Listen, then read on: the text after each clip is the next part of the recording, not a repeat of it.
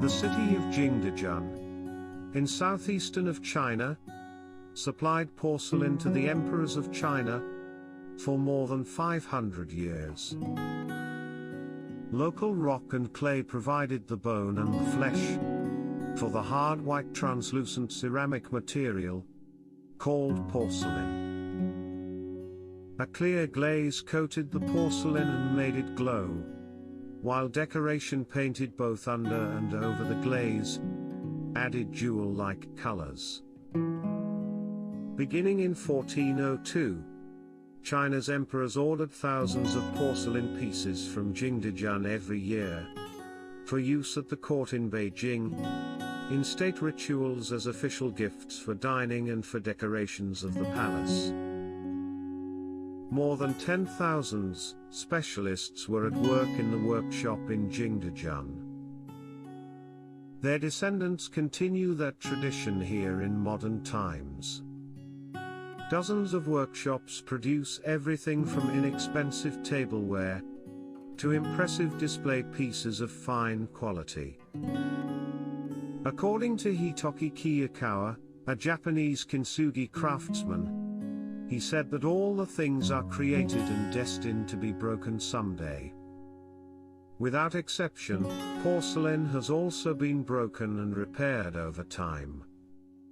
I think being broken or damaged is never a bad thing. All of us develop scars throughout our lives. But these scars should never be hidden. Our imperfections can be the birth of something new. Thus, in the 14th century Muromachi period, Japan has begun to use kintsugi techniques to repair porcelain. Kintsugi is closely related to Zen philosophical and aesthetic concepts. Repairing broken items and acknowledging their history, rather than discarding them, echoes the Buddhist principles of respect and non-abuse of resources and waste. In the 18th century China, people began to use different materials to restore ancient porcelain. The adhesive is a more internal fix than staples and more subtle than kintsugi.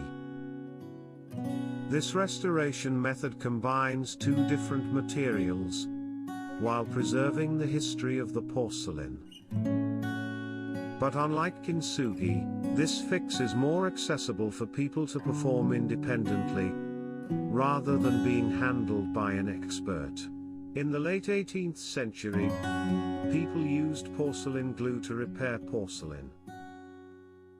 In recent years, conservation and restoration have surged in interest in better understanding restoration and recognizing the role of these objects in history. They realize that repair can be beautiful and unique, and they can border on something else and increase people's interest to it. As we look at these objects today, they should remind us that these restorations were made by those who deliberately wanted to preserve this fragility and imperfection.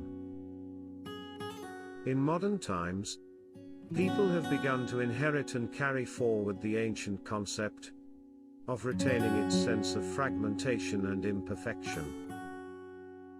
London-based artist Burke de Vries combined the techniques of kintsugi with modern techniques, and gave a second birth to the broken porcelain. He pointed out that it is conceivable that it was an important part of faults, imperfections and accidents, especially the actual situation of fracture and the use of this very precious materials to emphasize the contrast between restorations are in line with the prevailing idea, resulting from the philosophy of wabi-sabi. Imperfection is always a path to creation. Whether recycling, upcycling or changing perspective, the ugly becomes beautiful. Broken porcelain is unique because of its uniqueness. It is not difficult to see from these cases how people repaired porcelain has changed since centuries ago. From the beginning of repairing it to its original appearance, to using these porcelain fragments to recreate. While these scars are already there, these imperfections can be the birth of something new. Also on porcelain, there are many totems with different functions.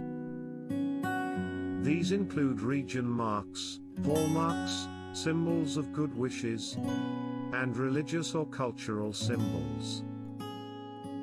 The porcelain can be broken into pieces, however, we can still see these fragments as a whole. Now, if you had a choice, would you choose the perfect porcelain or the imperfect one?